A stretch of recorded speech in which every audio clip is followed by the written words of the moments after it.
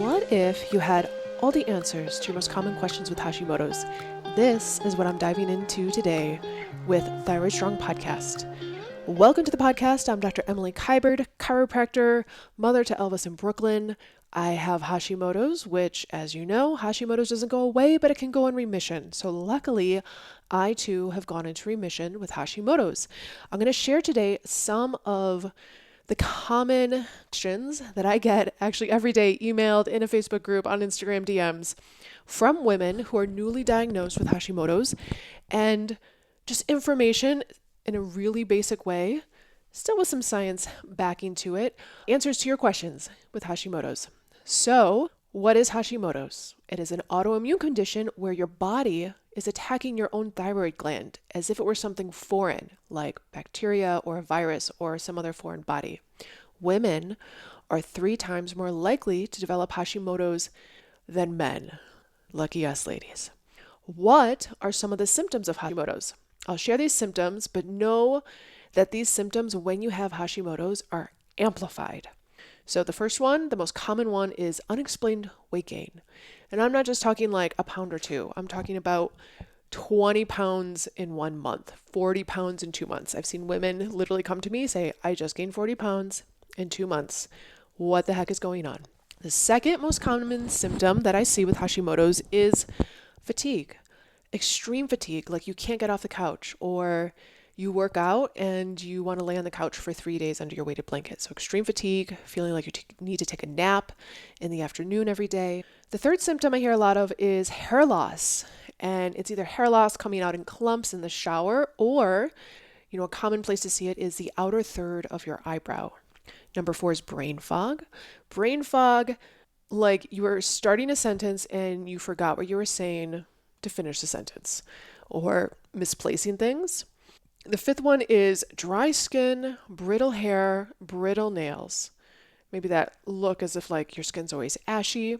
The next one is always feeling cold, no matter the temperature. So I know for myself, I used to wear a scarf even in the middle of summer.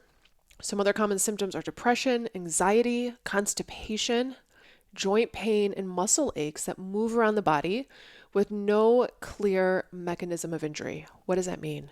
One day your shoulder hurts, the next day your ankle hurts, the next day your back hurts, your knee hurts, but you didn't do anything different. It's not like you fell or you move weird. You just, this pain that moves around the body with no clear explanation for that injury. Probably because it's not biomechanical. It is coming from having low thyroid function.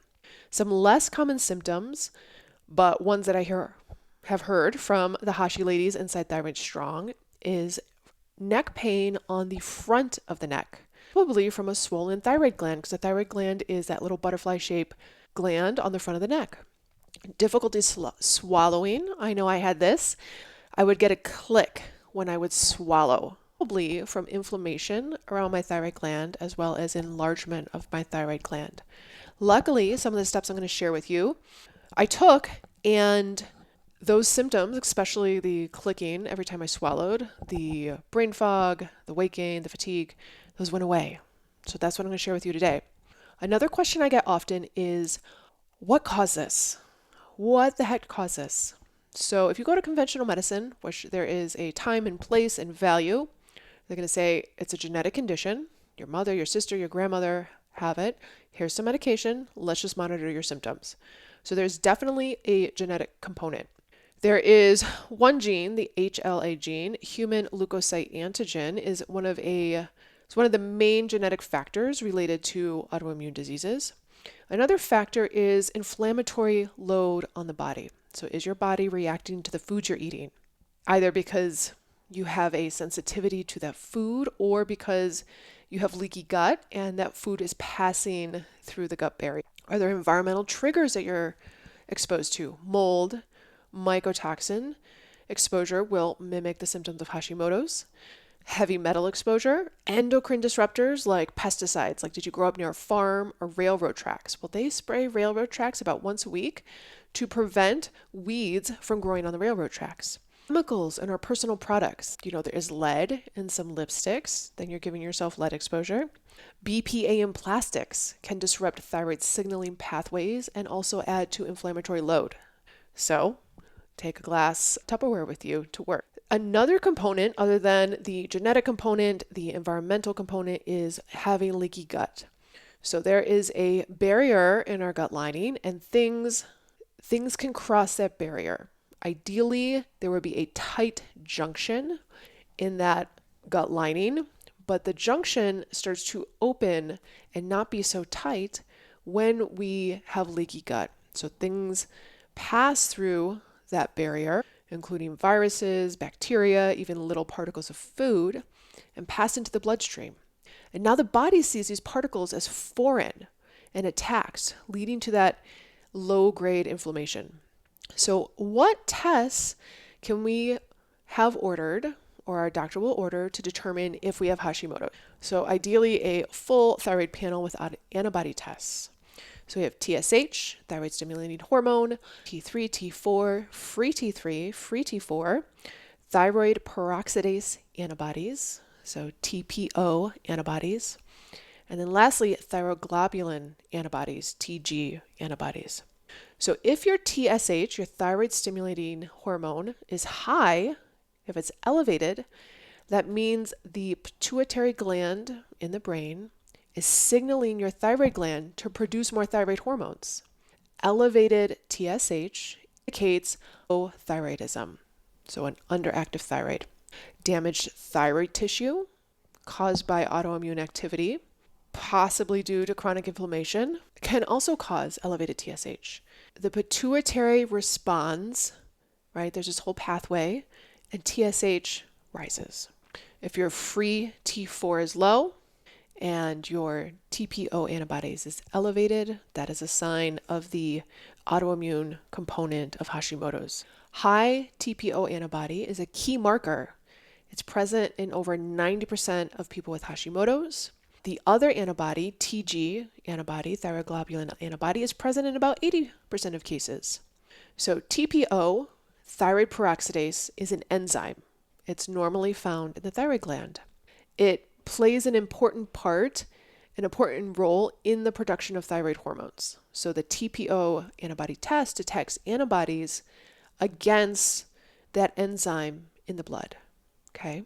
So this is why you could have your thyroid gland removed, but if you're taking medication, you will still have, if you have the presence of TPO antibodies, it means that there's antibodies attacking that enzyme in the blood, even if you don't have a thyroid hormone or a thyroid gland. TGAB, thyroglobulin antibodies, are found in your blood. They can be high in people with other autoimmune issues. So if they come back elevated, don't go down the rabbit hole of like, oh my God, I have Hashimoto's. Make sure you keep it broad. Ideally, your doctor would do that for you. And also rule out things like rheumatoid arthritis, which is also an autoimmune condition, celiac disease, and type 1 diabetes. There are conventional ranges, and then there are optimal ranges. If you don't know what those are, I have a link on my website. I'll drop it in the show notes of what those ranges are. I've also done a podcast with Amy Horniman, who talked about conventional versus optimal ranges. Conventional ranges include the very clinically sick. We want to be optimized. We want to feel our best. So I believe that we should work on all these factors to be optimized. What is the solution? Everyone's like, just give me the solution. How do I get out of this? So first thing I would do is clean up how you're eating. A lot of women with Hashimoto's respond well to gluten-free, dairy-free, an autoimmune paleo diet, low nightshades, which include peppers, eggplant, potatoes, and even potentially, I went on this, a low histamine diet. So things that you would think are healthy, like spinach, bananas, berries, citrus fruit, are actually high histamine, or things that have been exposed to air for a long time, so like dry aged meats. So those things can contribute to a high histamine response, histamine overload. So cutting those out can also contribute to, can be a low histamine. Decrease environmental load. Identify if you have mold and mycotoxin exposure. I would cut out any sort of heavy metal exposure, like if you're wearing lipstick with lead or eating a lot of sushi. So fish that are higher up on the food chain, like tuna, shark, those kind of things, I would cut those out. I haven't had sushi in many, many years because raw fish can also carry parasites. Addressing parasites is another environmental factor that could contribute to the inflammatory response in your gut, contributing to a leaky gut, contributing to Hashimoto's. Cleaning up your cleaning products. I like Branch Basics. Cleaning up your personal care products, your makeup. There's a great website, ewg.org. And then any sort of pesticide exposure. Maybe your neighbors spraying pesticides. Maybe you live near an airport. That can, all that exhaust from airplanes can be breathed in. So those would be some environmental factors to clean up. The next thing would be working on gut health. So are you actually absorbing nutrients from your food? Most likely not. Our topsoil is very depleted of nutrients, and therefore our food is depleted of nutrients. This would include selenium, vitamin D. Other nutrients I think about are vitamin A and an amino acid called L-tyrosine. These all help support thyroid function. The next piece would be are we sleeping well, and are we getting our quality and quantity of sleep? A lot of women with Hashimoto's talk about being really tired and dragging all day, but then they lay down to bed at night and they feel wired. So this tired but wired at night. Part of this is probably an adrenal issue. Part of this that you want to rule out is, are you having sleep apnea? So if you're snoring, if you're stopping breathing in the middle of the night and waking yourself up, if you're mouth breathing, this can all leave you in a fight or flight sympathetic state, which will contribute to that stressor overload on the body. Other stressors could include overtraining, chronic work stress, financial stress. And I am a big believer in stress as a motivator. Stress moves us, not necessarily that we should de-stress or avoid stress all day, but rather to leverage stress to our advantage. So when we have work stress or financial stress, usually the inaction or the rumination or not moving forward leaves us in that chronic stress state. So what's the antidote to that? To take action. If you need to go on meds, go on meds. If they make you feel better, there is no extra gold star in healing Hashimoto's naturally or dealing with your Hashimoto's naturally. I am a big believer, if you need meds, take the meds. A lot of people are like, okay, what should I eat? What about this Hashimoto, potentially autoimmune paleo protocol that I hear about? Practitioners in the nutrition space talk a lot about it, but some women don't do well on it because they've been on it for many years. So I think that addressing diet is a major piece of the puzzle, but is not an entire piece of the puzzle. So like I shared, in my 20s and 30s, I was pounding coffee and croissants to give myself energy, but then I would crash in the afternoon. I was also causing insulin resistance and not being able to manage my blood sugar well by what I was eating. I was eating those naked carbs. I was literally just eating a carb with a stimulant. So I went on an autoimmune paleo protocol. I also went on a low histamine diet for about 3 years. And part of that was taking the load off while I healed my gut, while I figured out how to get out of a moldy condo. I cut out gluten, dairy, alcohol, sushi from a parasite perspective. I cut out nightshades, and then I cut out those histamine. I cut out black pepper. I cut out many, many things I enjoyed. But now, this is 6 years later, so probably in the past 2 years, I'm able to eat some of those things. Clementines, orange juice, certain green vegetables. I still do not eat gluten. When I eat it, I get a headache within half an hour, but I do eat dairy on occasion. And I have no reaction, which is really nice to kind of watch that healing journey. If you're only addressing food and nothing else and not dealing with the other things, environmental load, stressors, that is when we get into that cycle of restriction. It can feel very depleting. It can feel very OCD. For some women, it can be very body image issues and tapping into that orthorexia, anorexia piece. And so change how you're eating, but also address those root causes that could be contributing to the inflammatory load. Supplements. Everyone's like, what supplement do I take? Supplements are a very individualized approach based on what you're healing. So I don't take the same supplements all the time. I had a mold protocol which was very different than a heavy metal protocol when I was detoxing from heavy metals, which was very different from a gut healing protocol, different from when I was diagnosed with H. pylori, different than a SIBO protocol. So I would say supplements are very individualized. Some of the things that I take on a regular daily basis: vitamin D, glutathione, liposomal glutathione, which is an antioxidant, NAC, which is a precursor to our body's own glutathione production, because sometimes glutathione is not well absorbed based on, our absorption, our gut health, digestive enzymes, with betaine HCl, magnesium, and then I also take mastic gum DGL. Mastic gum is after I eat, a digestive, and DGL also helps with digestion after you eat. Digestive enzymes help before you eat. And then I also prioritize my protein intake. So I know that's not a supplement. I kind of see beef as a supplement, the earth's natural supplement with all the amino acids that help with the building blocks of life. So I kind of see beef as like a amino acid as well, or a supplement as well. Lastly, exercise. So how should I work out? So I would avoid overtraining. It is a major stressor on the body. I would avoid chronic cardio. With Hashimoto's, we have a hard time maintaining our muscle mass. So cardio breaks down our muscle more. Well, if we're already having a hard time keeping our muscle on the bone, why would we want to break it down more?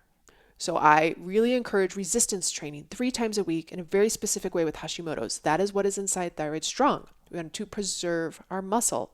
So letting go of the chronic cardio, prioritizing resistance training 3 to 4 times a week. On the heavier side, hitting that perceived exertion of a 7 or 8 out of 10. 10 being, no way I can lift this weight one more time. 1 being, I could do this forever. So hitting about a 7 or 8 out of 10 on the last couple reps of your set. Heavier weight, nice long rest breaks, like 1 to 2 minutes, 1 to 3 minutes. If I'm lifting really heavy, 5 minutes. And then in my rest breaks, I use my breath. I use tools like humming, singing, exhaling out of my nose, not my mouth, to calm the nervous system back. It is a way of building nervous system resilience. It's about doing the hard thing, picking up that heavy weight, and then putting yourself back into that parasympathetic state really quickly and effectively and strategically so that you can deal with the stress that comes up in other parts of your life when you're not lifting weight. So those are my answers. We kept this under 20 minutes to very, very common questions I get every single day with Hashimoto's. Obviously, it's an individualized approach, but some of the things here you can start to integrate. So if you enjoyed this episode, leave a review on iTunes. I always love hearing what people think of the podcast, and I'll see you guys next time.